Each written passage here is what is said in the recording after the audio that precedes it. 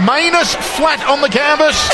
We are ready to rock and roll. Second round of action. There is a cut on Manus. Yeah. Jesus. Martial arts chat. My man B-Hop got dropped out the ring last night. I need a little judo baby. I need me a little judo baby, and let's do it, Ron. Let's give me a. See you filming this. You've got a face for radio. I've got a face for radio. That's nice. Martial arts chat. Hello, welcome to Martial Arts Chat Podcast, the Roundtable back, and we're reacting to last night's UFC 242, took place in Abu Dhabi, headlined by Dustin Poirier and Khabib Nurmagomedov for the undisputed lightweight belt. Later in the show, answering your fan questions. Thank you to everyone who got in touch. Before I introduce the next panel, just a quick shout out to the sponsors. A1 Fight Gear. A1 Fight Gear, use the latest cutting edge boxing gloves for professional and amateur fighters, gym enthusiasts and kickboxers. Local and national gyms in the UK, do yourselves a favour, go check out a1fightgear.com. If you want to get into shape, get back into shape, go to beastgear.co.uk, use the coupon code MartialArtsChat to save 15% off your purchases. They've got core sliders, straps, barbell pads, complete strength and conditioning programs to suit your needs at all levels.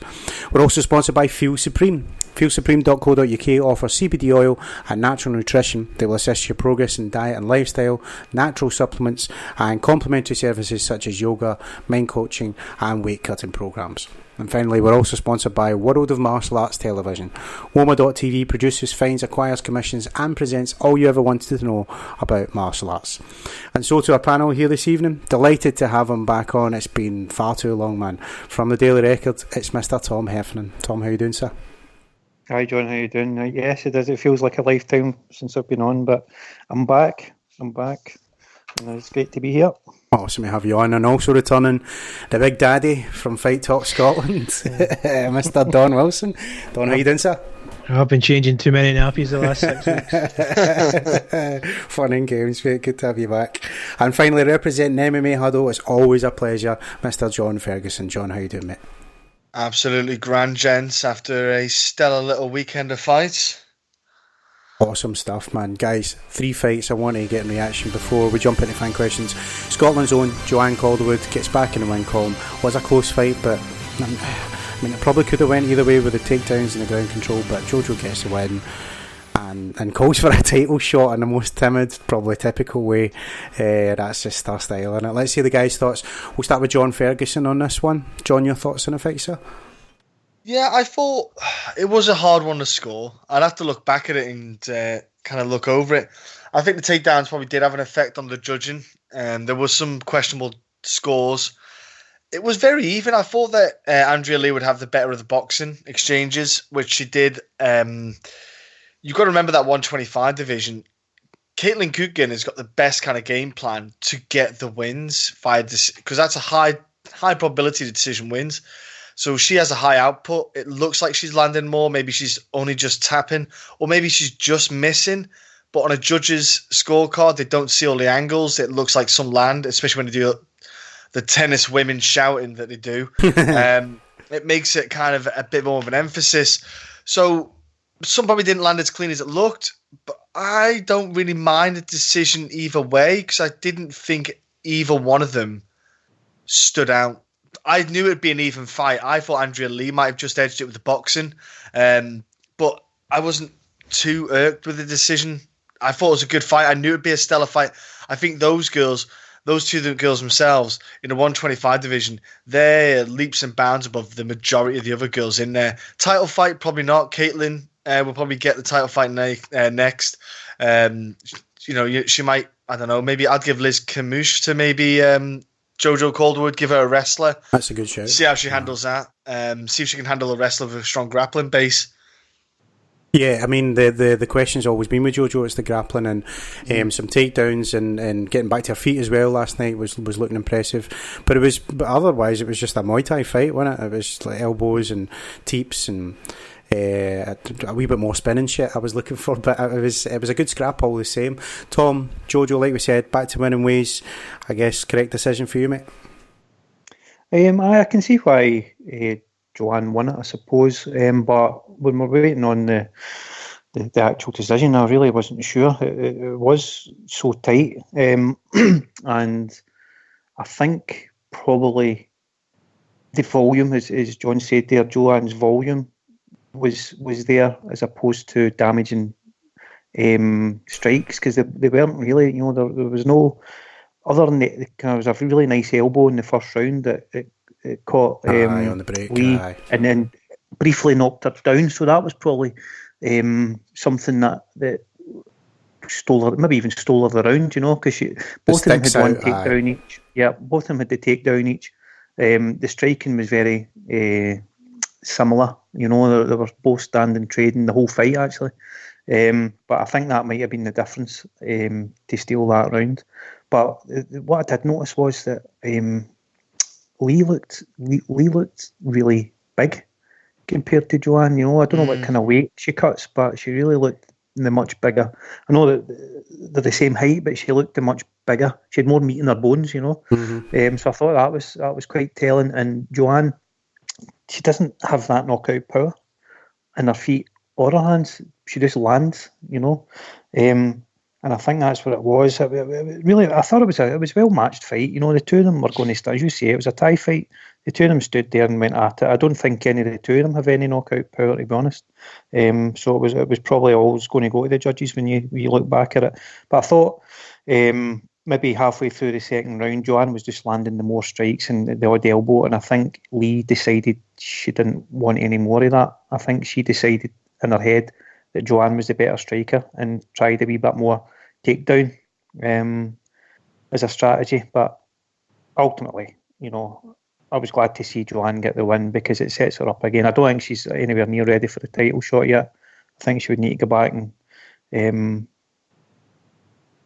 probably, as you say, take on a wrestler, look at that grappling side of things, because Shevchenko can do a lot. Get another fight in, and if she performs well in that, then aye. Because she's 33 now. Before she hangs up the gloves, I'd love to see Joanne. She's been in that top 10 the majority of her career, and I would like to see her get at least the title shout. Almost Bisping style. Let them get in there. Let her get in there and have a crack at it, even if she gets beat. Absolutely. But no, I've no complaints over the. We want to see the Scottish fighters win, and that was a good scalp to take. Do you see improvements with her? Because I know things didn't really work out when she was up in Canada, but she's at Syndicate MMA now, right? Do you see improvements in her game, Tom? Not enough. I do, but not enough. Mm-hmm. Not what I'm hoping for. For me, Joanne, she is too happy to let herself get hit. I feel as if she just stands there and quite happy to take a punch to give one. Trade, I don't see her. I don't see enough movement. I don't see enough head movement. I don't see enough game plan in that sense. And it's just a case of, I'm happy to let my nose get bloodied up again, but I'll just keep throwing back and rely on toughness. But I don't think that's good. And what I also don't think is when you look at Joanna Jędrzejczyk, when she stands, she goes in and it's ferocious. But she's trying to kill somebody with the flurries. You know what I mean? Yeah. She point scores. Mm-hmm. I don't know if that's a Thai boxing thing, because I've never done Thai boxing, but I don't know if that's how their mentality is. But for that's. But I'd love to see her just go in there and try and take somebody's head off. Yeah, like Valerie Letourneau, when she just laid into her, and it was knees and elbows and everything, but she was going for the kill. Then, as opposed to teeps and jabs and racking up points. Unless that's what syndicates noticed in her and said, no, do that. Just let's point score. And but yeah, I don't know what they're like in terms of their wrestling background, that gym. So it'll be interesting to see when she comes up against somebody like that. But sure. I think there is definitely improvement. Probably not enough to be a champion, I don't think. Hope I'm wrong. Don, how about you? Your thoughts on Jojo and maybe what's next for him? Because remember, I was stuck in some sort of traffic in Glasgow for like a while.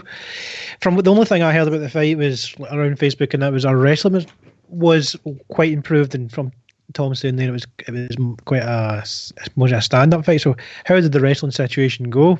Was there a lot of any takedowns? She did get taken down. She managed to grind her way back to her feet, and she scored a takedown herself at the end of one of the rounds, I think. So it was it sort of evened itself out.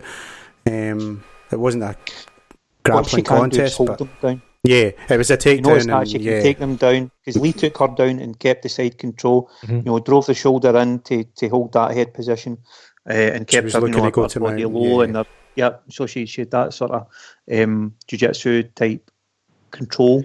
Kind of things. Long gone are the I've- days where you can be a champion, but just be like, oh, I'm a great striker. You need everything, so it's good to hear that. Yeah.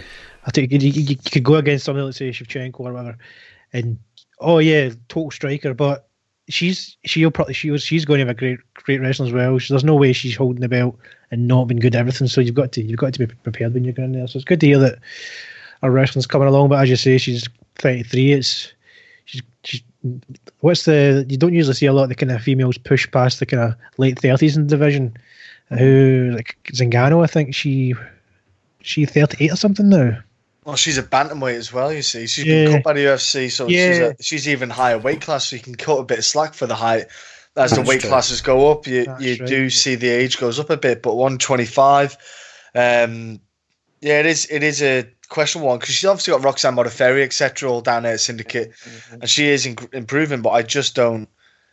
I think so. I think Liz Camus would be a horrible matchup for her, but I'd like to see it because I want to see what Joe's going to do, really. Because we all know, like, you get the male fighters. We all know what kind of age groups happen with them, but the female MMA is still fairly new. We've not really had a shift in generation. I remember watching it all when Chuck Liddell was a generation, then it shifted to another one.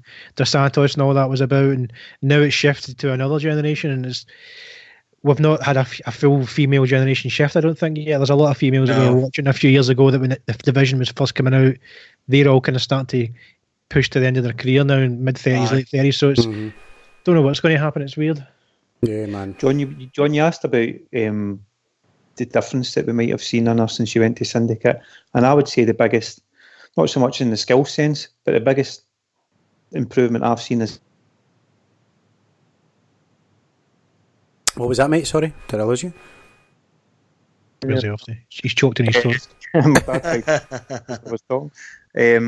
Our confidence level is up, whereas she wasn't confident during her spell at TriStar. They mentioned that in the commentary, saying that she was fed up getting beat up by the guys or whatever, and that's why things didn't work out at TriStar. I don't know how much truth there is to that, but I got to imagine that's been pretty demoralising if you're just getting pounded on by the big boys. Talking about age, though, she's still got plenty of time. She's 33. She could easily grind away for another 2 years and really improve that skill set and just really go for it in the tail end of her career. If she wants to push, if she wants to go to like kind of mid to late 30s, and she could grind away the next couple of years, get a couple of wins, really work at the gym, and then get that belt, knowing this is the best she's going to get before age catches up with her. So she's still got a few years left in her, but we'll see what happens. She's always been kind of weird where she wins one, she loses one, she wins one, she loses one. So it's time to start kind of stringing them together, I think. And if she's doing well at this new gym, we'll see what happens. Sure, man. Co-main event, so the rematch between Paul Wilder and Edson Barboza. God, the commentary team, man, they were rooting for the boy, weren't they? Fuck, man. Clash of Heads was getting called a headbutt, and they just kept replaying it over and over again. But I mean, I don't know how you guys think, but I mean, if I just let you know, to be honest, I think Barboza got a victory. I think so. Wilder wants what does he want, top 5, or he wants to be an actor or a commentator or something. He was saying in his post-fight interview. The first half of that kind of speech, I was like, it's fine. Then he started saying, I don't need to do this, I could be an actor. Shut up. I know. I like you, Felder, but I think that's just a heat of the moment thing, and he's really excited.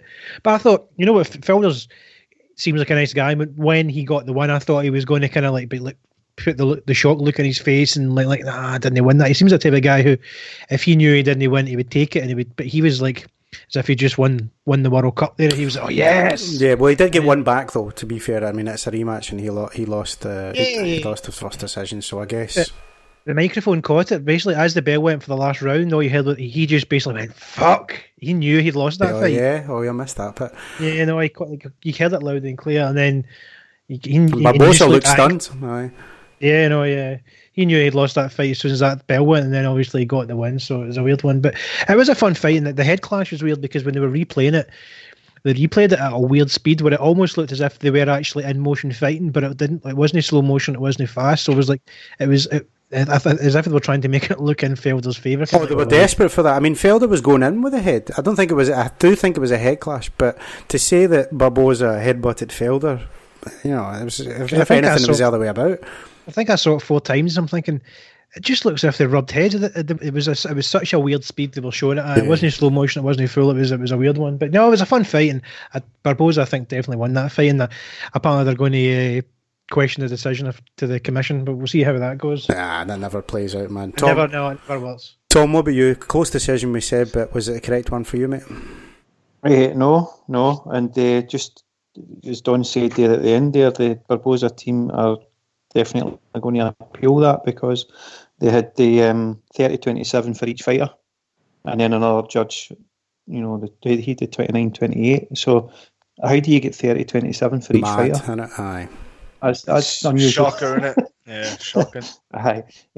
But I think it was a great bit of matchmaking. You know, there is a wee bit of history there. Paul Felder wanted that rematch and avenge the loss and everything else. But I think when you seen the fight play out, he didn't want any part of Barboza's kicking game. So he was trying to close that distance as much as he can, use his boxing, try and get the clinch and everything else. But Barboza was using the low kicks and body shots early doors to keep him at range before the clash of heads, which obviously the blood was in.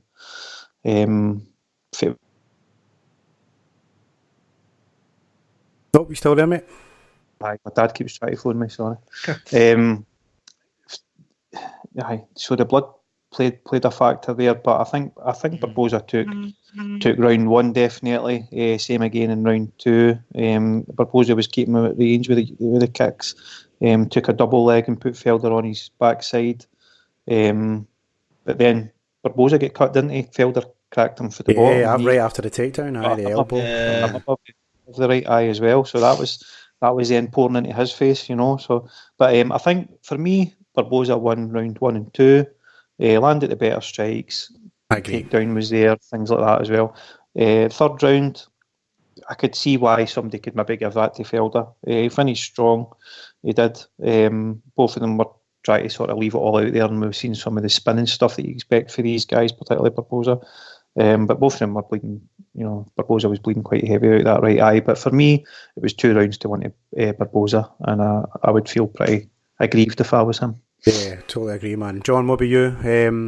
How did you score it, mate? Yeah, I kind of edged Barboza a bit. I thought the takedown was a big factor in it.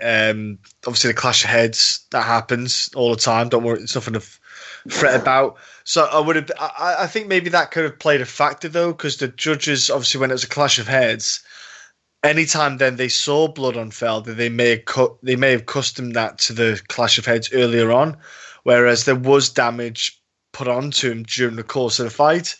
But like I say, the judge who scored it for Felder was a lady by the name of Maria Makhumtova, and I've never heard of her judging fights before. So you've got a handful of judges out there. Dave Leatherby was judging one of the fights. We know about. If you know your judges, I've seen him judge some fights, and he's had some bad ones. He judged that again, 29-28 for Felder. And the only judge who actually gave all 3 rounds to Barboza was Howie Booth. So I just question, what were they all seeing to have no scorecard the same? I had Felder.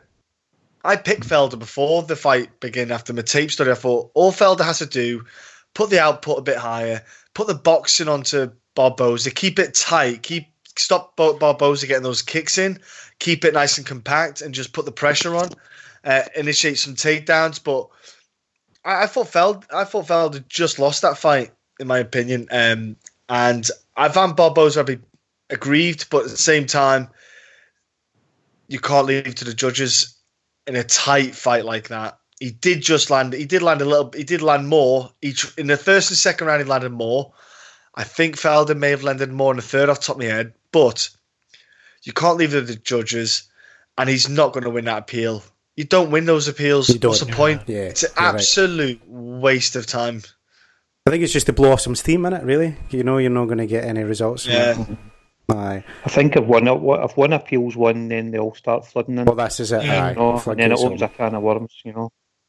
Yeah, they're not going to appeal that for sure.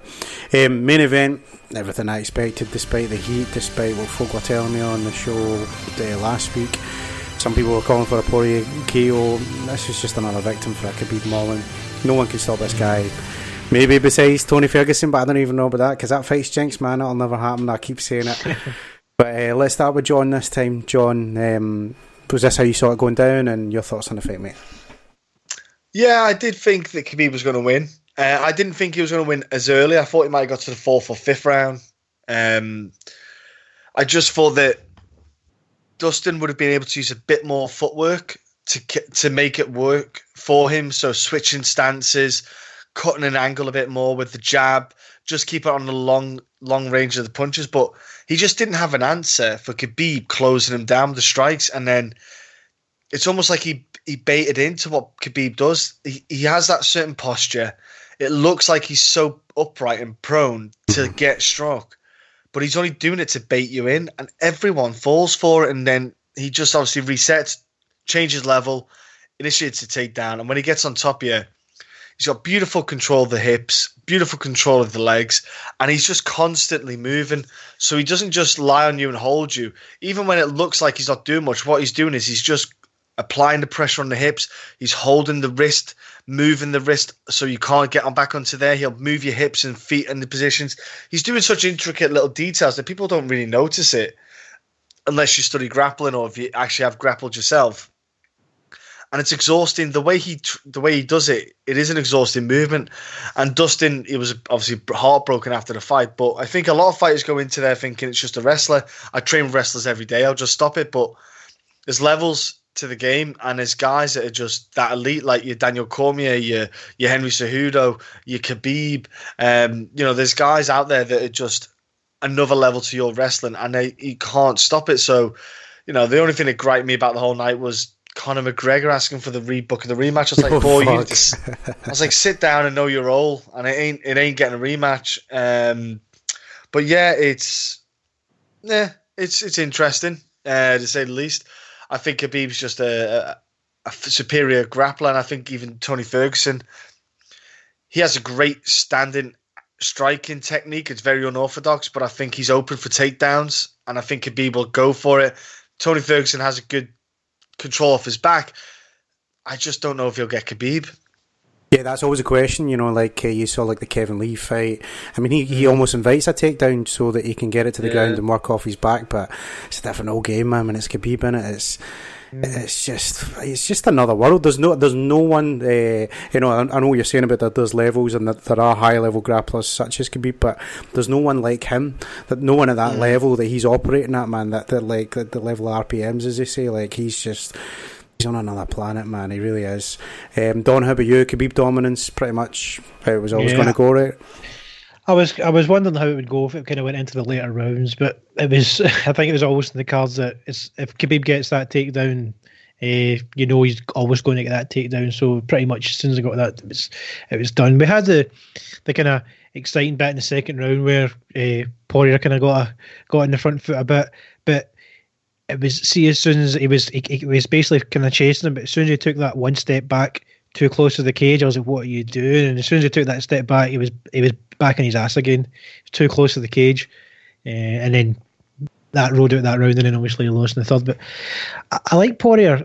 He was one of those fighters, if he was on a card, I was never tuning in to watch Poirier. He was just, Poirier's fighting tonight, watch it, and it's then on to the next fight. But over the last kind of 2 or 3 years, I have started to like him, and I was rooting for him. I kind of want Poirier to win this, but he couldn't really see past Khabib. It's Poirier's looked great recently, but it's if Khabib's getting that takedown and Poirier's not doing anything to go up, it was game over. So that was pretty much how it went.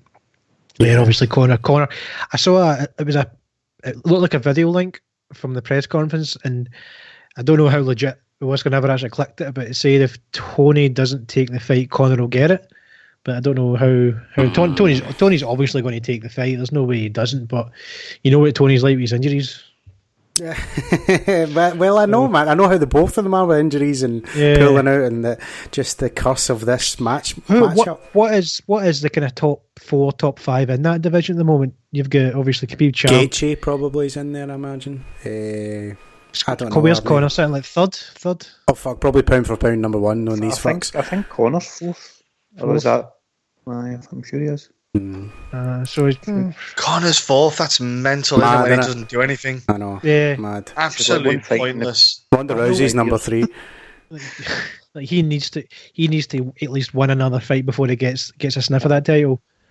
But you know what he's like. He'll be training, and if anybody gets injured, he'll straight be on Twitter saying, "Book it, I'm coming." Yeah. But and then if that happens, I think people wouldn't mind. Like folk are injured, we need this, we want a fight, blah blah blah. But I don't want. I'd rather them not book it. I want to see Conor at least get another one, and I do want to see Tori and Khabib. That fight's been, like I said, I think last 4 or 5 years that fight's been booked every year, and it's never happened. Aye. So I do want to. I want to see it as well, man. Don't get me wrong, but I would love to see it, but I don't think it's ever going to happen, man. For whatever reason. The GSP people are always like, GSP will never be the greatest if he doesn't beat Khabib. That's going to be the same story as long as MMA exists. There's always going to be somebody who is the greatest, the best, and then somebody who comes in and takes the thing, the younger guy that comes in. I think it's unfair sometimes. GSP's pushing 40. He came back, went away. There's no need for him to come back and fight him and it'll ruin his legacy, because there's always going to be a younger guy who's coming up that ladder who people say, what if? And it's always going to be that. So I don't think GSP should come back. It's like he's done what he needs to do. He doesn't need to, does he? Exactly, mate. Exactly. Tom, what about you, sir? A foregone conclusion for Khabib was this? Pretty much. I think a lot of people, you certainly seen it on social media, they all had a wee glimmer of hope. For some reason, the majority of folk want to see Khabib lose. I don't think folk dislike him. That's the thing. People don't seem to dislike Khabib. They just don't. They want to see history be made, I guess. I don't know. Aye, they don't like his style. I think they see him as boring. Unless you're a purist and you actually know what you're watching and you know what you're talking about. But the casual fan will probably see this guy just dragging folk down and getting these results, and they want to see spinning stuff and knockouts and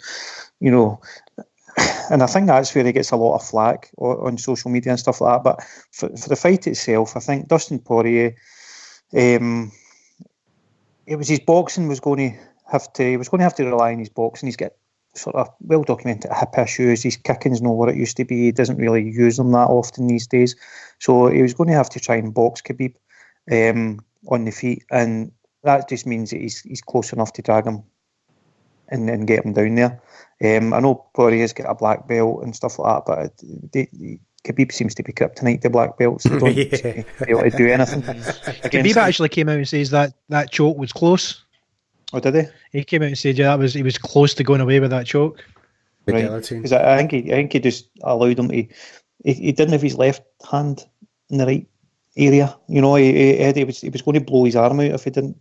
I think other people would have tapped to that, by the way. I don't think Khabib was ever going to, but I think it was a foregone conclusion before it, especially over there in Abu Dhabi as well. There was a lot of pressure on Khabib to go out and win there in front of the crowd that were all his crowd. It was his people, wasn't it? Aye. It's his people. It was doing it for them, and he got the job done, and he celebrated. I don't know whether he celebrated quite a lot. I don't know whether he actually thought he was going to get more of a challenge than he did. He jumped the cage and ran. That was so funny, man. When he jumped that cage, Dana must have been shitting himself, man. That's right. I've never thought about that. It's just like that thing where just I think I heard this in Joe Rogan or something. The tiger, when you're like the tiger just the tiger just jumps for you, and as it's flying through the air, it just disappears, and the shit in your brain basically just helps you through death. And it's like you must have just saw Khabib run. I'm like, fuck, that's it, it's over. my time on this planet is coming to an end. Done. Here's the thing, but right, I mean, when everybody's talking about nobody's got the answer, who has got the answer to him? Everybody thought that about Royce Gracie at the beginning. What is this jiu-jitsu stuff? He's killing everybody. We have seen he's human. Like Poirier nearly choked him out and obviously gave him a wee bit of trouble on his feet. So he is human. It's just if he gets a hold of their legs and you're against the cage, you're not going anywhere. But what he does, I think it was John that mentioned that what he does is because his wrestling is so elite, and the style that he brings to it, he tires folk out way before they should be tired. And I think we've seen that with Conor, we've seen that with Dustin, and Dustin's got a great engine, you know what I mean? Mm-hmm. And that's when it starts, there's no way back. As soon as people start gassing because of the relentless pressure that he puts them under, there is no way back. And that if Tony Ferguson's got any weapon at all, it's his cardio. You know, I mean, of course he's a great fighter anyway, but what he has got is an absolutely phenomenal cardio level. Tony's got a good height on him, hasn't he? Aye, he's about he's big. He's big. 5'11". Yeah, because sometimes like I'm obviously it's a bit. There's a guy I train with, he's like, guy's an absolute tree, and you go for the takedown, and where a normal person would, you would start positioning yourself, you realise you're only at his thighs and his knees, and you're like, fuck's sake, you've got to climb up him to get to hold him down. And I don't think Tony always comes across as a tall guy, but I don't know how tall he is compared to Khabib. Like if Khabib's taking him down and riding those hips and getting up, the height and the length might be an advantage to him. But is he going to tire Tony out in 3? Will he take him down? Aye, he will. Yeah, of course. Is he going to tire him out? I don't know. I don't know if he will. Well, the thing is, Tony, you got to remember with Ferguson, when the fights that he's never had a wrestler dominate him, so he's not had to exert himself into that level, because a lot of the time he maybe falls into guard with them, and so he's happy in guard. But if you've got someone like Khabib in your side control, quarter guard, side control, or mounts, it then changes the complex of how you have to move and escape. And that weird mount that he does against the cage, the one where he ties the legs up, and he has them sitting against the cage. Yeah, so that's where you tire out more. That's a lot more exerting than, for example, being in guard. Because in guard, Tony Ferguson can operate the kind of 10th planet jiu-jitsu offense. But when he's in those harder positions with Khabib's very good at nullifying your weapons in those positions, holding the control of the wrist. That's really exhausting, because Khabib's a very strong individual. You're fighting his resistance to get off him and get yourself up with a human being who's probably weighing probably 180 on the fight day. You got to lift 180 pounds each time. It's just physically exhausting. It'd be interesting to see how that camp goes, because it was the last time in 21 he was talking at the press conferences. He hasn't sparred in years. So it's like it's terrified of blowing another knee out. Because that's the thing where like everybody's got a game plan to get hit, and if you're wanting to really properly train to get up off the ground, when Khabib, you've got to get hit in the face, because it's all well and good some guy holding you down. When Khabib holds you down, he does he taps you and kind of keeps you like, by the way, I'm still here. You're not going anywhere. Like, I don't know, you could just drill takedown after takedown after takedown, but it's the same thing. As soon as you're in that cage, it's totally different. I think you need to have a bit more pressure, and I don't know if he'll change up his camp and go, right, this is my legacy. I might take a rougher fight camp this time, but I don't know. We'll see if that fight ever happens. I really want to happen, but you never know. Touching that wood. Khabib's not new to the division. He's been there a long while, so surely to God, everybody's been sitting, all the best minds in the game are sitting going, right, what do we do here? How do we beat this guy? I wonder if there's people phoning the gyms, like the top fighters, going like, I'm the guy, I'm the wrestler to bring in. So I wonder who it is these people bring in. Has Khabib ever faced, I'm trying to think who he's fought, has he ever faced a proper elite wrestler? Maybe not quite his level, but an elite. Has he ever Michael Johnson was has he ever come up good against wrestling, but I wouldn't say elite. Somebody with GSP. Nothing. Did he not fight Abel Trujillo? He's pretty solid wrestling. I mean, elite. No, I can't think of anyone that's elite now. But you think about a gym like Khabib trains with Cormier, like he's they two guys are probably fucking tied up all day in their wrestling. I think it's going to be hard. Like it's always the same, because he probably will train with Cormier, and then he hits the mat or hits the cage, and it's somebody his own size, and it's always a totally different. You feel so much better when you're going through a fight camp and you're always sparring with a bigger guy, and then you finally get in there and fight and you realise this guy's the same size as me, and it's almost like a weight coming off you, because you're finally right. A relief. You've been training for that big guy, and then you hit somebody and he's the same size as me. So I think Khabib, I think that's one of the reasons why I Rex for, because he's training with absolute beasts probably every day. Sure, man. Guys, time for the final part of the show, my favourite, answering fan questions. Just a reminder to the panel, the one rule we have in the podcast, don't wait your turn, the floor is yours. So we'll start with the Twitter questions this week. At MMA Romero, Poirier's guillotine was tight but not enough to get the tap. I wonder how Ferguson's Darce would do in that situation. Well, the DOS for jiu-jitsu is a different position to get as well. It's a different hold. So obviously that's an arm in guillotine. To get the DOS, really, you need Khabib to not be on him so much. The DOS hold, what you'd want to be getting is you want to get his arm all the way through under the armpit. I don't think you'd get that deep with Khabib because Khabib's very on top of you when the takedown offense. So he's very tight. He might get the arm through to the neck, but Khabib's obviously a bit more aware of that. And like I said before off air, it looked tight and it was tight, but it wasn't on because Khabib was very smart with elevating the hips. He was smart at getting round. He was stopping Dustin from getting the angle. Khabib's very calm in those situations. He looked very calm, and I think it'll be hard for Ferguson to get that DOS choke because where you really want to set it up, you want to have a dominant position. I think Ferguson will have a tough time getting that choke on. I mean, he can hit it from anywhere. We saw that in the Barbosa fight. He just snapped it down from standing. But it's easier said than done when you're talking about Khabib. Fuck, man. At Jama_1XC, I don't know. Khabib putting the belt on Islam Makhachev at the presser, saying he's the future champ. Thoughts? I didn't see it. No, I didn't see that. Oh yeah, I saw that picture. They just took a kind of picture. Because he was the guy, he was not. Was it co-main event? It was just before the co-main event. Yeah, because they were walking out, and the commentators were saying if it wasn't for Khabib, this guy would be the Khabib kind of thing. Oh, yeah. He's obviously that group of people, like being the idol. So like I think his record's great as well. He's unbeaten, and it's crazy high. So yeah, I think.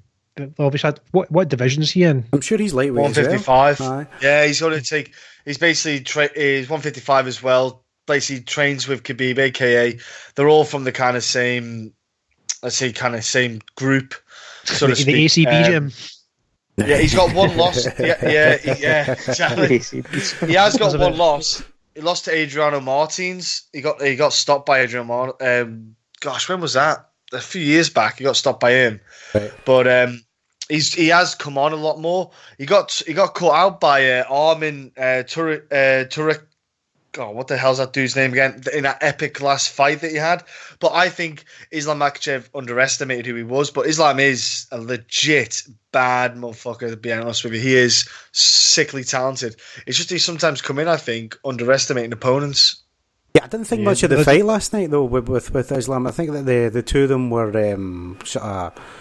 trigger shy. They were waiting on the other guy to go. There was a lot of that. It wasn't as bad as like Derek Lewis and who was that, Ngannou. I mean, that was horrific. But there's a lot shades of kills. Because obviously ACB, there's a lot. You always see a lot of fighters for Dagestan and that. There's a lot of killers that come out of the gyms over there. So and there's a lot more of them in the UFC now for Dagestan that are kind of getting up there. Is it Magomedov? Is he from that area as well? Probably. The guy with the big crazy hair. I forget where he's from. Yeah, it's a beat. Yeah, Dagestan. Yeah. A lot of killers. It must be crazy to walk about those streets where it was just you look at them, just full of killers. That 90% of the population will just dream to train MMA. Beards everywhere. Aye. Let's see. At Craig Allen FNP, does Tony Ferguson finally get his due, and will a fight with Khabib materialise? Done, man. Dana did say that, didn't he? He said that Tony's next, and if Tony pulls out, then it's Conor. You know, and do you know what? Somebody mentioned it earlier on. It's Conor, whether he's due that fight, and he's talking about book me the rematch in Moscow and all that sort of nonsense. The danger the UFC have got is because they know that rematch will sell pay-per-views regardless, right? Why? If Conor comes in and fights somebody and loses, that's it, done. Yeah. I mean, that's all the millions and millions, another Diaz fight still sells. I think he's got that in his back pocket. Don't get me wrong. If I don't want to see Conor jump in and take this fight if Tony pulls out, I'd rather see Tony go and fight. If Tony gets beat, I would love to see a big build up with Khabib and a fight in Russia. It would be like literally it would be Rocky 4. It would be absolutely mental. Such a hostile environment. It would be a really good build up. And obviously, if he gets beat a year, because say Tony that Khabib's not fighting Tony to early next year, or New Year or something like that. So it's a while away. Once that's done, Conor's not going to fight Khabib if that happens. Probably till late next year, maybe the middle of next year. So it'll be a year after that.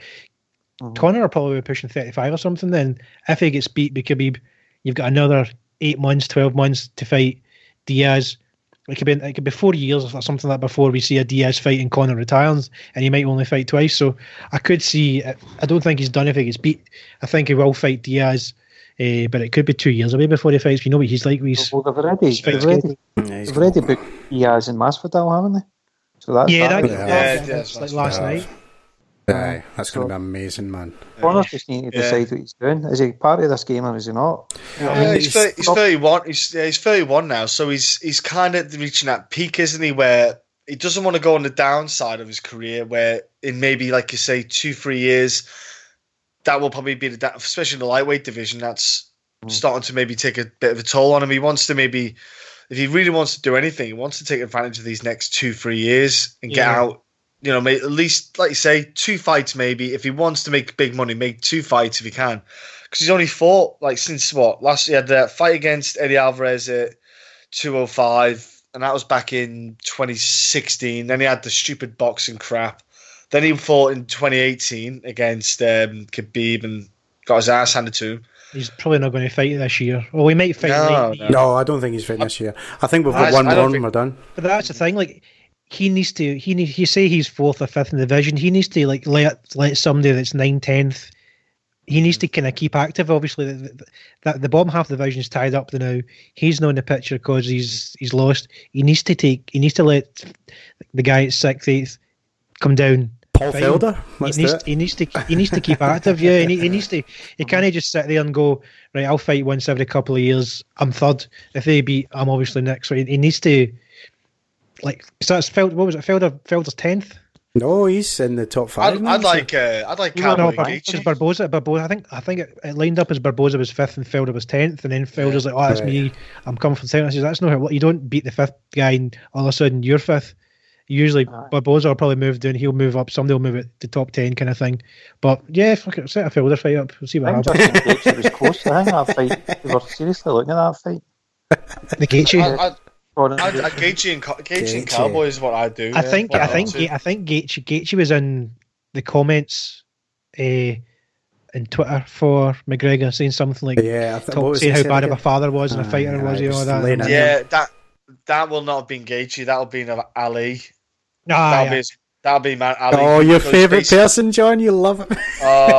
Just this poison. He just basically uses his fighters to talk smack on their Twitter accounts because he wouldn't do it in real life to anyone's face. Just an absolute job's worth, little corrupt, little bloody terrorist. Yeah, jog on, lad. I love it. Brilliant, mate. More from Twitter at MacMalley MMA. Khabib is so good, even his wife has never got top mount on him. Hashtag UFC 242. Good job. Good question indeed. At Ross FP MMA, Conor versus Poirier 2 is the fight to make next. Both coming of a loss to Khabib, both wanting another title shot. Interesting to see them run it back. Should the UFC book this? Yeah, I heard that. Like people say it kind of does make sense, and that's what was like. I said, I think it was. I can't remember if it was earlier on or off air. I was like, back in the day, I wasn't like Poirier was nobody like excited me. It was like, oh, Poirier's on the cards, he's probably going to make some wrestling here and stuff like that. And that was the same. Like Conor beat him, I was like, oh, expected, blah blah blah. And then since kind of Conor moved up, Poirier's been kind of creeping up behind him, and he's like, I actually quite look forward to seeing Dustin Poirier fight now, but I don't know how a McGregor fight goes. Poirier's been a hell of a lot more active, and he's definitely got that on his side, but I don't know how that fight goes in 2019, 2020 if it ever gets booked. But I think it's a pointless fight because it's not going to get Conor. You know, you can't beat Poirier and then ask for a title shot, I don't think, because he was absolutely owned in that fight against Khabib, and beating him for the second time doesn't really prove anything. Yeah, I think he needs to beat somebody new. He needs to beat a Gaethje or somebody proper. Just someone new, someone new on your record, somebody new. Yeah. But I think it'd be a harder fight though, Dustin, at 155 than it was at 145. Yeah, now it would be for sure, man. Yeah. But then again, you look at if you looked at Dustin's social media, the comments he made about whether or not he'll fight again, he said, whether or not I fight again. And he goes off and you think, if you got that question in your head, son, get out. Well, maybe that's just coming off the back of a mauling from Khabib. I mean, you're bound to think that way. Every McGregor fight sells, but there's nothing interesting about a McGregor Poirier too. It's like there's no heat. Poirier's not going to talk shit to him, which means McGregor's probably not going to kind of get riled up, and he might try and poke a bit at him and try and get a bit of him. But Poirier will just grind away, come in and fight. So it doesn't obviously it'll sell, but it's nothing exciting. Like I think a Gaethje fight would be good. Something like that. Get something new. And get all the hype and stuff back and see what happens if he can get past new opposition. Yeah, sign him back up the ladder. Beating Gaethje's not a given either. No, he's a tough guy. Very tough guy. He's got a limited I would time be in mighty the cage. impressed for when I beat him. Sure, man. I would be too. Just Moji Army. Conor McGregor won a round against Khabib with a broken foot after a 2-year layoff. Pound for pound, number one. Greatest of all time. Hashtag UFC 242. Lay off that proper 12. Lay off that proper 12 whiskey. I did hear some people saying that it makes Conor's loss not seem as bad because of how far he went. But after a 2 year layoff and stuff like that, but that doesn't really. You don't really. Can you bring that into it? No. So, a loss is a loss. Exactly, mate. At Else for Elf, Cowboy versus Gaethje next week. Who we got, fellas? That's a decent main card. Gaethje. I don't know, man.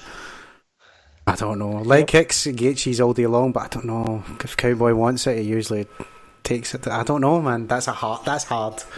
It's definitely a fun fight, but it's one of those ones where Cowboy is getting on these days, and he's starting to kind of like. There's points where Cowboy would just win fight after fight after fight, and then get to somebody you think, he's fought like 4 times this year. He should easily beat this guy, and then gets iced, and you're thinking he's fought too much. But when was it? He had a wee bit of a rocky run recently, didn't he? Was it 1 or 2 losses? Then he got back in the win column. I think it maybe like last year or something. Mike Perry was when he got back. Was that 170? Wasn't it? You see, yeah. Back to 155. I'd be interested to see the stats and how many of these guys, how many times both of those guys have been hit. Fuck, can you imagine? Just in sparring alone. They're the poster boys for CTE, aren't they? I totally forget who's on the card now, but Duffy's back. But the main card looks actually pretty decent. It'll be a good way. I think that'll be a good wee card. Let's say Todd Duffy's back. He's must have Todd Duffy's back. What? He must have the weirdest. When was the last time he fought Frank Mir? Shocker. He fought, and then who was it? He beat. He had his debut or something was this amazing win. Mike Russo, wasn't it? No, did he lose to Mike Russo? It was no, but I thought it was somebody really high up, and it was this guy, this kid's the next big thing, and then he absolutely iced in one of his fights, and he just disappeared for years, and then was back Tim Hague. He knocked out Tim Hague, lost to Mike Russo. That was it. Then he went Russo off to fight. Russo was a big fat guy, wasn't he? Yeah. So Russo beat him, starched him, and then he went and fought Alistair Overeem in Japan. That's right, and he gets sparked out. Yeah, I remember watching that. The entrance is about twice as long as the fight. Aye, that's right. And he's had such a weird career, and obviously he's back now, so I don't know where he's been. He's just I'm not really fussed about him as a human. But he got Glover at Teixeira against Nikita Krylov. It's a tough one for Glover. Yeah, Glover's at a crossroads, but Gaethje Cerrone's a hard one to pick, really, because you look at the performance Cerrone put in his last match against Quinter. It was just like that was the kind of performance you want to see. But then he lost to Tony Ferguson. You think, right, okay, is Gaethje just going to do it? Just put that pressure on Donald Cerrone, and because Donald likes that space, he likes that area just to kind of work off and kind of craft his skill set. But Justin Gaethje, I think he's just going to put pressure on Donald, have him backing up, and I think leg kicks will play a huge factor. And just absolutely, I think it'll take a toll. And Story needs to use that. He needs to get the kind of the Thai mindset. He needs to use the kicks and then use those kicks to keep his distance and catch him as he's coming in wild. So does he catch him, or does Cerrone keep good distance and just pick him apart until he basically batters through the Gaethje's face shield and just basically ices him in a bit. Face shield. We'll see how far it goes. But yeah, it's actually a good wee card to watch. I'm excited for it, man. He reminds me like a modern day Cabbage Guerrera, isn't he? Just like Homer Simpson, are you joking? I'll just stand here and let people hit me until I win. Man. He's old school. I Sure very is, old man. school. He is old school, yeah. Facebook questions before we wrap up, guys. Just the 3 for Facebook this week. Miles Painter asks, what's next for Bilal Muhammad and Don Madge following their respective victories at UFC 242? With Don Madge, I'd take my time with it. He's only got his second fight. I'd take a bit of time, a little build him up a bit, because he has got holes in his game. But for Bilal, give him a top 15. Bilal's a fun dude to watch. But he said it himself. Who was the one he said last week he liked the look of? In his post-fight interview. Someone, a welterweight that fought last week that had a good fight. And he's, Jing Liang, that was it. He said, how about me and Jing Liang fight? And I went, love it. He said, it'll be a good one for the fans. And that would be a hell of a scrap. Nice one, man. Good shout. I missed all the undercard fights because I was stuck in traffic. Only caught the main card. I do like Bilal Muhammad. He's a good scrap. Don't know how they're looking. I'm in the same boat. I missed those fights as well. I'm sorry. So I'll agree with what John said. overall, because obviously I only saw the main card when I was stuck in Glasgow traffic. But overall, because I remember watching the last event over there, and I think it was actually like outside, like at the edge of the trackers. It was a weird kind of setup, but it was probably one of the worst UFC events in history. I don't think there was any air conditioning because it seemed like it was outside. It was, that was. Was that Roy Nelson? Silver? Oh no! There was one after that. There was. I'm sure it was. Was it Roy Nelson and Big Nog? I'm sure that was Abu Dhabi, right? I thought it was only one. There's only been the two. There was Anderson Silva. I remember Silva. Maya was the first but one. I'm sure there was one after that. Maybe I'm getting mixed up. Because I think the best fight on that card was the first fight in the main event. It was Kendall Grove, and it was like, that's a rough UFC card, and Kendall Grove's the best fight in the card. Everybody was just 30 seconds into the fights, everybody was done. It was like, mate, you just want to just lie about here and we'll just cuddle for a bit. It was an absolute nightmare to watch. And that was the one where Maya just kept on going on his back, and he's like, come on. It was like, but that was brutal, wasn't it? Yeah. It was a rough card, but obviously they've got a full arena there now. It's fully air conditioned.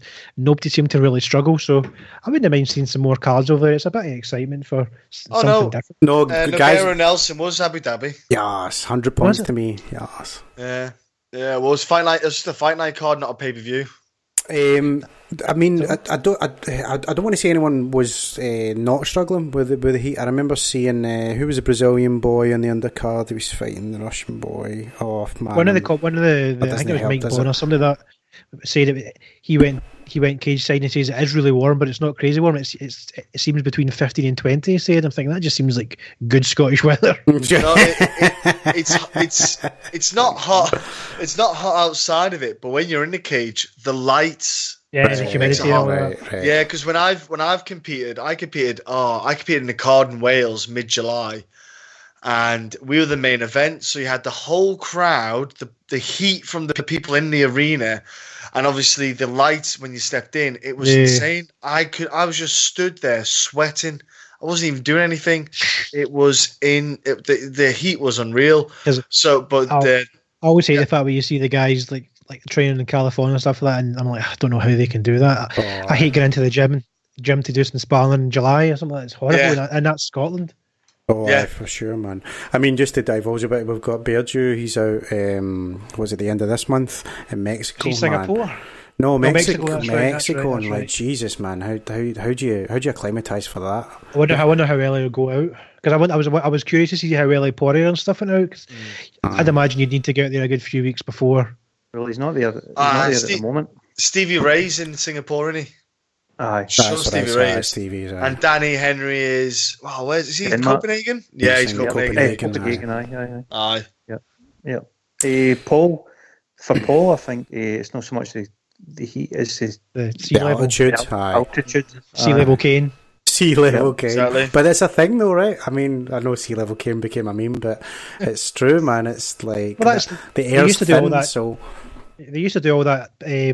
Tito Ortiz used to be kind of one of the guys that he used to run. I don't know if he ran or that his main thing. His was it Big Bear or something they called it. Big Bear, aye. And that was meant to simulate the kind of the altitude. So when you actually went to your arena and fought it, as if you could hold, like you had infinite air because you were used to training at a high altitude. So yeah, but interesting to see how the Mexico one goes. For sure, man. Chris Allen is asking, why did Khabib get paid $6 million and Dustin got paid, what was it, 290,000, something like that? Oil money. Yeah.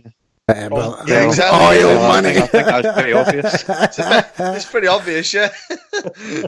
Kevin Jones was itching in the group chat to chat on that, but I mean, it's pretty much. I mean, I'm surprised they disclosed it. Let's be honest, they didn't have to. Yeah, because even then, like, what?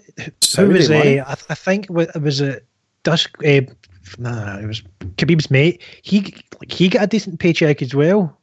But Was he Liam not like Muhammad- 160k or something? I think that was because of the bonus, wasn't it, or something? Was it bonuses? Let's have a look again. Give me a second. I've got it here. I put a thing up today with even the Dustin. pays. Because Nah. what did Dustin get? 260? Did you say? It says here 290k. I don't know if it's official, but that's Even what that, it's like.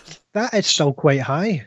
Because Oh, aye. I mean, for sure. Aye. Circumstances, yeah. And that's But not actually, pay-per-view did points anybody and all that notice kind of that, stuff. So the press conference, Dana, he normally comes out and sits down and says, tonight's gate was... yeah, he didn't do that, did he? He just said, listen, I don't have that information because they're controlling the gate. Yeah, because they told me so. Aye. And they'll announce it later on. So I thought that was quite interesting. Because it's been a so good I don't know boy. if any of these like follow like the WWE. They've done events in Saudi Arabia, and it's literally Right. they've got like they just want these big wrestling shows, and like the Saudis, like they're asking WWE to put these wrestlers on the card, and they're fucking dead. Yeah. They're flinging they're flinging as much Macho money as Man they can. versus fucking Snooker. I don't care if this guy's been retired for 10 years. I want Big him him to up. wrestle, and then all of a Yeah. sudden. Take him That's out. why you got. Like Shawn Michaels was like, I'm never wrestling again, no matter what, and all of a sudden he's Aye. sweet chin, fucking kicking folk in Saudi Arabia because he's probably getting millions for it. Well, the story Yeah, I always imagine go that's to what's is happened with this, so, like- who's the Saudi prince that got Beyonce and Jay-Z like fucking to perform in their living room or something, right? And it's Yeah. But it's like the Ruiz Joshua fight. It's happening at Saudi Arabia. That was The such two- a weird, and I'm like, why the fuck are they fighting there? Well, is it weird? It's not Is weird. it- It's money. It's Or is funny. it Hearns going, give me that blood money? Exactly, mate, Cheddar, exactly. cheddar. Yep. He doesn't give a fuck it's all about the about the people. bling. Yeah. Yeah. Yeah, because like we're gonna hold it in Mexico, we're gonna hold it in the UK. No, we'll Nah, go we're to fucked. the We're country getting where paid. both people can reach. Saudi Arabia. Yeah. You get so many wrestlers these days. The WWE is a totally different product it was 20 years ago. Like the the female division is good to watch. They seem really kind of everything seems well oiled, and then all of a sudden like fuck it, let's just put it back to the dark ages. And we'll take the hit and we'll get the money for Saudis. And like there's no females allowed to wrestle, and it's like fuck off. Don't take that blood money. Just fucking say no. They only just allowed women to drive last year, didn't they? Or Yeah. something? You know what I mean? It's like it's a backwards country still. Like, come on. And it's Did just you not it's like- notice? Did you not notice in the crowd that the majority of the guys weren't even watching the fights? Oh, See, when you the could see the crowd, they were same with the WWE. There was so much Yeah. chatter when it was Leather. Joanne and Leather. KGB fighting. Like everyone was Yeah. just chatting amongst K- themselves. Instead of being rows of people at cage side and the Saudi one, it's literally it's like big couches and like kind of canopies and stuff like that. And the folk have literally got all their backs turned to the actual ring, just talking to their families and stuff. I didn't notice that in the Abu Dhabi one. Like the crowd actually looked fairly normal. That like I remember the first Abu Dhabi one. It was a lot of folk in the Fairly ring rows and normal. stuff like that. Careful. But no, I mean, there wasn't full of the folk in the kind of the traditional dress and stuff like that. There was a lot of normal just people, t-shirts, jeans. Yeah, general attire. Yeah. Yeah, so and the place was packed. It was obviously you had like the folk in their robes and stuff right up front because they're the big money boys. But it seemed like it was an actual okay venue and a decent crowd and stuff. But I never saw the undercard, so I never heard the chat between the fans and stuff like that. Yeah. Just talking of money, did you notice Joanne Calderwood get paid $45,000, 20 to show up, 20 to win, and then your 5,000 Reebok or whatever the hell it was. Yeah. But are we trying to say that she's getting 20 grand to show up, having been in the UFC and had for all those years and had 10 fights? Is that what she's getting a fight? Mate, Is that what they paid her? They're shocking, like the UFC. They will literally not give an inch to anyone if they can. If you've been watching the lawsuit, the UFC lawsuit that's been going on, No. Oh, jump on bloody elbow. It's MMA. Gosh, give me a second. His name. Give me a sec. It is MMA Analytics. Paul Gift. He's been covering the kind of antitrust lawsuit that's been going on with the UFC and they showed between like 2012, 2016, Bellator, Strikeforce, all these promotions, their revenue to their fighter pay is like around a 60% mark, and the UFC is 20. Oh. You know, it's just an insane gap, and that is why you'll see fighters getting paid. There's still now in 2019 fighters getting signed to the UFC on a 10 and 10. Yeah, that's disgusting. 10 and 10. That's right. Absolute joke. Absolute shocking. What's Joanne's kind of schedule been like recently? How many times a year? Three times. That's her third fight. Three this year. Yeah. So it's not. It's normally 2. I mean, even then, that's like she's making. It's that'll be okay money, but that's the thing. Yeah, but US tax is a big hit as well. Did you see things like? I know it's different, but there was that big Fortnite competition at Madison Square Garden, and the guy got 3 million. 3 million, but it turns out he was only getting like $1.5 million after tax. Yeah, exactly. Yeah, so it's like there's only $1 million. No, I would take only 10 grand. For somebody to come on like making say over 100 grand this year, there's probably a big chunk of that she's not seeing. So it's like it's hard. She's maybe getting like 60 grand. That's not exactly that's just you're right. That's you just having like that's just I've got a decent job.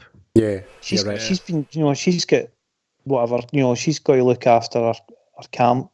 Yeah, her coaches that are coming over and her medical bills and God knows what else. That sort of stuff. There's literally no, as you say, the guys that go in 10 and 10, there's no point. Disgusting, isn't it? Unless you're phenomenal and you know fine well that in another couple of fights you're going to be up in the upper echelons. And what's the point? Well, you need a combination too, though, don't you? You need to not only just have a bit of skill set, you need to have a bit of something about you. Joanne Calderwood is just a delicate, gentle mouse when she talks. And that is what she is. I've met her in person a few times, and she's just super. And it's not something that's going to appease people's attention to when she's on. So when if she's on, like, say, Ariel Helwani's show this Monday, you're probably not going to see a lot of people tune in because she's not going to be saying anything carrots. She's not going to have a lot of charisma. No one's going to be like, "Oh, can't wait to hear her talk." The thing is, everybody loves her, but it's just no marketable. She's like every time every time she'll do an interview or do say Helwani, it's like, "Oh, she's so sweet." But that's all you get. Like, you never get anything else where like one of these days she's going to do one of these Helwani shows and she's just going to turn and see that fucker. I want her right now. It's like, and that's what you want. That's sadly that's what the UFC kind of want. Do you know? I was speaking to a certain UFC fighter who I can't name. Was at the do you know the fighter retreat that they do? Yeah. So they were doing the fighter retreats, and basically what they do is when they're in there, they teach them about social media and stuff, how to put yourself out there and all that.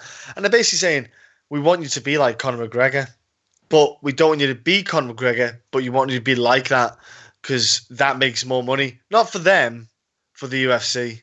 So it gets more eyes on the UFC. And because if I'm getting 10 and 10, I'm like, bitch, what am I getting for that? Unless I get an extra 0 on my 10 and 10. If I'm in the UFC, I'm getting 10 and 10. I'm getting a film crew and I'm going to the guy I'm fighting in the gym and I'm talking shit to him through the fucking arm. Like, and that's how you get like Colby Covington's and all the rest of it. I'd go to Bellator myself and go, right, how much can I get in sponsorship? Well, that's true. Sweet. That's the thing. I'll take the chances there. Yeah. That's why some of the British fighters went to there, like, you know, like your Sol Rogers and your Lou Longs, a lot of other guys. Some of them obviously maybe might not made UFC, but a lot of the British guys that went over there just because they knew they can get the sponsorship to kind of boost up their income as well. Yeah. You're right, man. Last one from Facebook before we wrap up, guys. Michelle Rankin asks, Diaz versus Masvidal confirmed for MSG. It should be the main event. Doesn't need a title fight. Who you guys picking? Fuck. I would say Masvidal if it was Diaz. If it was Diaz's first fight back. Just enjoy the fight. I'd maybe go off the top of my head. I'd go Masvidal. I know the performance against Pettis was good, but don't forget Pettis broke his foot in the first round. So that will have a bit of an effect on his performance there. So Diaz got a bit more out of it, but I'll probably maybe go Masvidal because he can pop a lot harder. I think he's got legit good boxing, just like Diaz. So I think, but he's got a bit more crack in his hands. I'll probably go Masvidal because I think at ATT as well, I've got a really good camp with good game plans. So yeah, I'll swing it. I'll go Masvidal. I'm not even watching any tape study yet. I'm just going to go with that one quickly. I want to see these two guys come out, beat each other up, but like beat each other up in a way where they kind of like each other. So it's like we're kicking the shit at each other, but here's like a fist bump in between rounds where like fuck it, this is a good fight. I'm enjoying this. I want to see because obviously it's East Coast versus West Coast gang. Yeah, a slap. Yeah, I want to see a bit of kind of like we're fighting each other, but fuck it, let's just have fun. I want to see something like that, and I think that's what we're going to get because even when Diaz called him out saying West Coast versus East Coast gangster, Masvidal was he seemed up for it. He was like fucking right. So yeah, I'm that's going to be a really good one to watch, all the build up and stuff like that. So that should be. I don't think it's going to be a shit talk between the two. I think it's just going to be the two of them know we're going to have a great fight. We're going to make a shit ton of money. Let's just run with it. And Michelle was saying here about how it doesn't need a title fight, I guess, for the main event. Do you all agree with that this probably should be main event? Yeah. When was it? And when's it been announced for? MSG, aye, November. No, when? November, I don't know, early November usually isn't it, for these ones? Have they not already gave it a title? I'm sure they're not calling it the Bad Mofo. The Hardcore Championship. I made a joke last night just as the main event was starting. There was like both fighters in the cage, and I was like, "Fucking, here we go." Connor's music, the lights go. Connor's music, and they come down and there's guest commentary. I think the UFC will be hoping Diaz wins because then he's still relevant for the Conor thing if that comes off. I've never seen Masvidal on the ground, so I don't know what he's like down there. But standing, I think he's probably the better.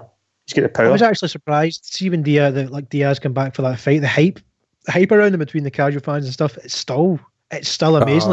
Because you were talking about it was absence make it heart grow fonder. That's what was going on there.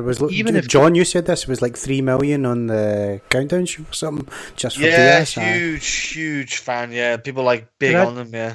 I had so many casual people that they literally only watch it when Conor fights, but they tuned in for Khabib's fight last night because he beat Conor. So and they realize he's the baddest man on the planet. And if Khabib, if that whole thing with Conor hadn't happened with Khabib, I don't think he would be anywhere near where he is. That whole brawl and everything, that just put his stock up even higher. Yeah. At the time, it seemed crazy. I thought, what is going on here? And then now you see it now, and you're thinking, he's hugging Dana White, and the fans love him. He's put his stock up so high, but Diaz hasn't needed it. Diaz has managed to just basically be himself and have the fans still want to watch him, even though he get beat, and even though it's been years since he fought. He's doing really well, and I think this fight is a perfect one. If he beats Masvidal, it's a perfect leverage for him to kind of make himself even bigger, and for the UFC to make a shit ton of money off him. Here's the thing, right? By the way, it's probably just me, right? But see, before the kind of build up, before the Conor Diaz thing, and it all kicking off, and that was going to be the fight. Do you not think Nate wasn't really that relevant? He was always Nick's wee brother. Yeah, Nate was always the guy. Diaz, but he was never really. He was more a kind of. He was top of the prelims or early main card, so he was. Mm-hmm. And he was always a fun guy because you knew he would get some acting things, but he was always like top of the prelims, early main card. He would win one, he would lose one, he would get a few wins together, and then would never get to the top of the mountain. But that make it. But we don't know. Like, he obviously takes some time off because he knew he could have made some money, but he could have been away grinding away the skills. He might be in the same boat. He goes, look, I'm getting on in my career. I've made a ton of money. I can make even more money because people still love me. If I can just get my head down, maybe make a backup, because this is going to be his last push for a title, because he must be like 35, 36 now. Don't know. He's been about in his life, I would say. Yeah, so yeah, he's got to be pushing for that. He probably doesn't even want a title shot. He's probably just hoping McGregor comes back for that trilogy and probably calls it a day then. Do you don't think he's maybe back now because he's now a businessman? He's got his CBD oil going on. I think he's taking the sport a bit. I think he's taking himself a bit more serious because he was missing weight, wasn't he, as well? If you what did he miss weight by? Like when he weighed in like 160 or something against. Who was it he weighed in bad? I think it's maybe Bobby Green. or someone like that, and he weighed in like at 160. He had no interest in fighting. I think he just kind of, because he'd been around since he was young in the UFC. I think kind of almost like fell out of love a bit, and he just was. I think he just needed that time off, a bit of a break, and just kind of rekindle it.